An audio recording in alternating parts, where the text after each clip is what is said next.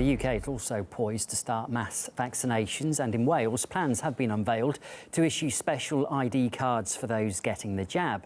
The personal immunisation IDs will include the maker of the vaccine, the date received and the batch number, and it will also be used as a reference and a reminder for the second jab, with guidelines in case there are any side effects. However, despite officials assuring the public that vaccinations won't be made mandatory, the ID plans have made some people uneasy.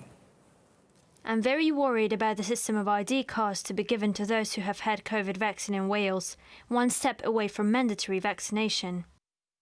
If Wales doesn't plan to exclude unvaccinated from society, why do they need ID cards for those who took it? I'm definitely no anti-vaxxer, but something about the ID cards Wales plans on using is wrong. People have free choice and shouldn't be pressured into doing anything to their bodies they don't want to.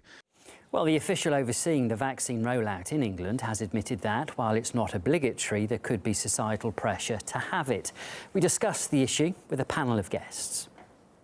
The idea that somehow having a card that you've been vaccinated is going to be proof that either you're not contagious for other people, or that indeed you are immune yourself for a specific period, is certainly not realistic. I can't see any harm at the moment of having a certificate or a card as a sort of aide-memoire, as it were, to the fact that you've got to get your second vaccination. I think we've lost our collective minds with respect to how viruses work. We do always reach herd immunity. Now, granted, sometimes it's a natural process, and this is how we all get vaccinated, by getting our own T cells and immunity spaced up, and then we can get vaccinated. But I like the idea that obviously frontline providers should probably be vaccinated first, the elderly, the people who are sick. But this is a survivable illness. We keep forgetting that the likelihood of death, which is what I really care about as a physician, is death,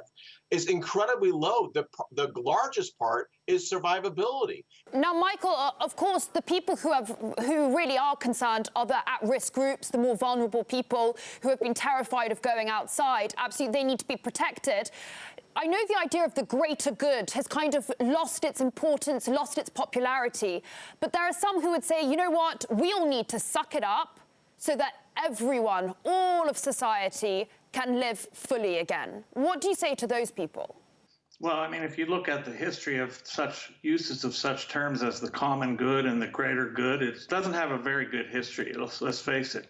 But for the vulnerable, we already are doing what we need to do to protect them, to keep them isolated, etc. But a vaccine that we don't know the side effects of, and we don't know the way it even operates, other than that it produces proteins that mimic the virus. We don't know what the downsides are, the long-term effects, the residual concatenation of effects that might occur because of this. And for a virus that has such a low mortality rate, it seems to be quite an extreme measure. Is the cure worse than the disease? Well, if we're going to lose our civil liberties over this, what are we really treating? And Americans, and we all in the globe, need to always push back. Science always questions things. This is not a thing of faith. That's religion. This is science. We always question, what are we doing and what are the end results? Boris Johnson said that making an ID card mandatory wasn't very British.